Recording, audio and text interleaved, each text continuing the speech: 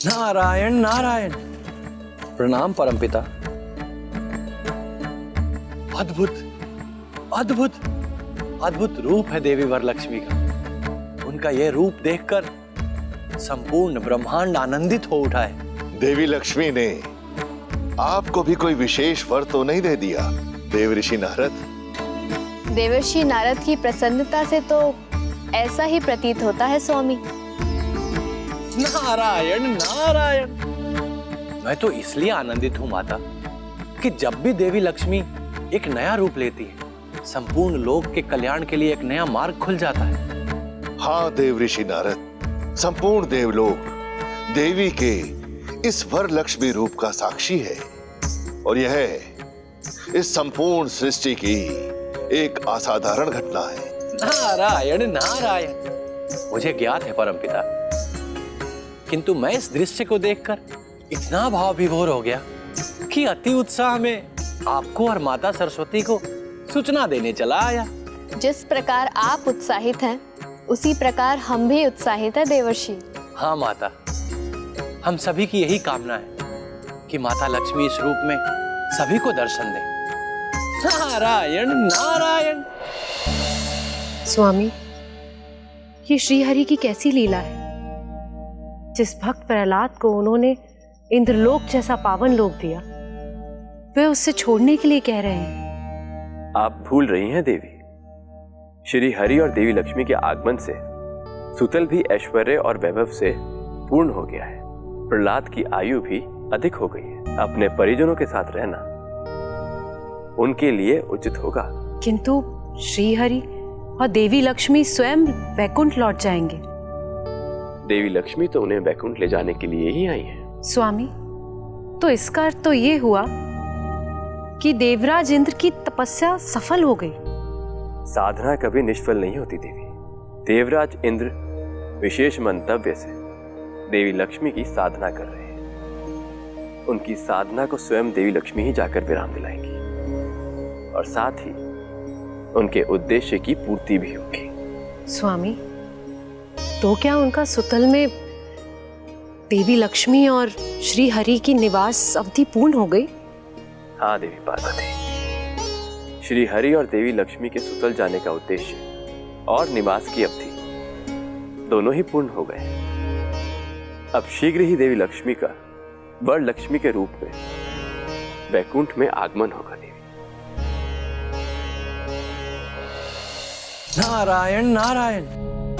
हे परमपिता, वैकुंठ सहित सभी देवलोक माता लक्ष्मी और श्री हरि का अधीरता से प्रतीक्षा कर रहे हैं।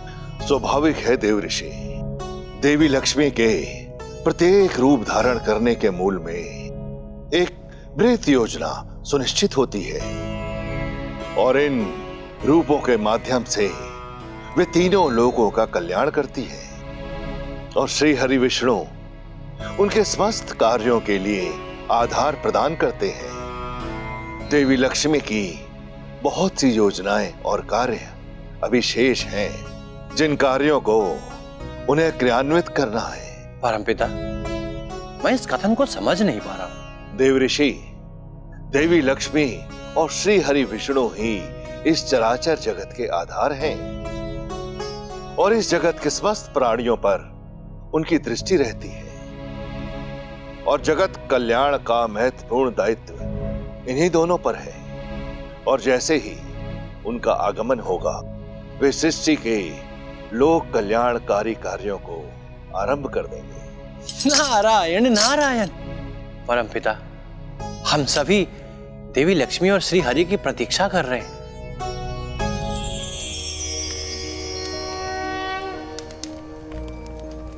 मैं आपकी साधना से प्रसन्न हुई। आपकी साधना सफल हुई देवेंद्र।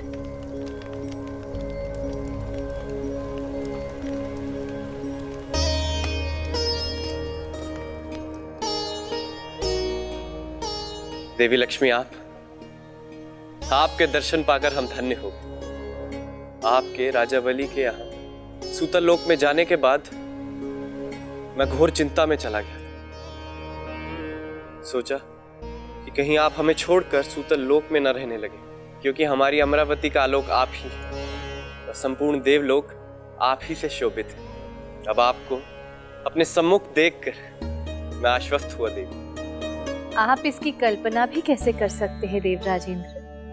प्रजापति ब्रह्मा द्वारा प्रदत्त जिस मंत्र से आपने साधना की है, वो साधना कठिन अवश्य है, किंतु अमोघ है। मैं आपकी कामना पूर्ण करने के लिए प्रतिबद्ध हूँ। देवी लक्ष्मी, मैंने जिस उद्देश्य से आपकी तपस्या की है, मुझे पता है उसे और कोई पूर्ण नहीं कर सकता, क्योंकि वह मेरी व्यक्तिगत नहीं अपितु अमरावती सहित संपूर्ण देवलोक की आवश्यकता है। मुझे प्रतीत हो रहा है कि आप किसी गंभीर स्थिति के ओर इंगित कर रहे हैं। स्पष्ट कहिए देवराज। देवी, मैं आश्वस्त हुआ कि अब मेरी कामना अवश्य पूर्ण होगी। आप अपनी साधना का उद्यापन करें देवेंद्र। आपके इस गुड़ मंत्र की साधना का फल मिलना सुनिश्चित है।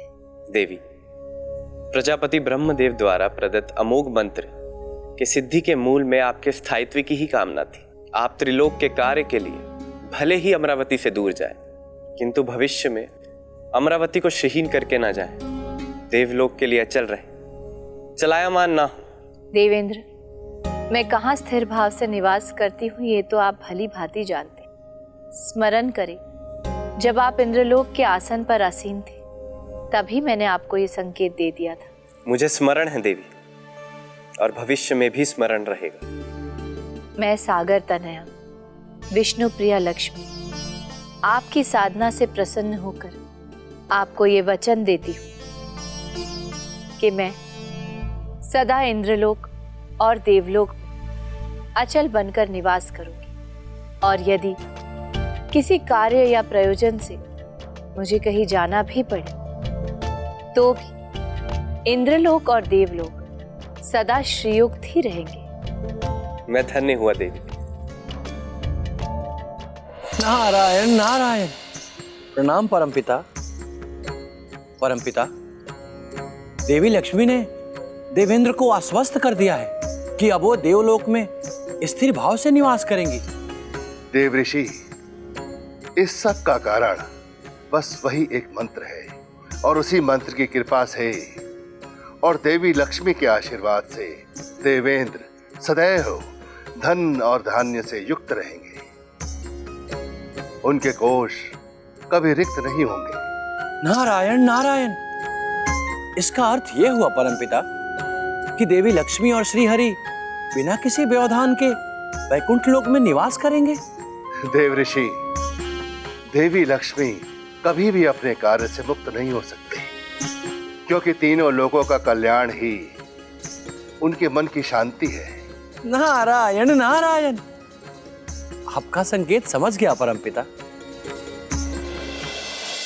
हमारे सभी एपिसोड्स देखने के लिए अपने एंड्रॉइड के प्ले स्टोर से या iOS के ऐप स्टोर से हरिओम ऐप तुरंत डाउनलोड करें। सभी एपिसोड्स के सबटाइटल तमिल, तेलुगु और अंग्रेजी भाषाओं में भी उपलब्ध हैं।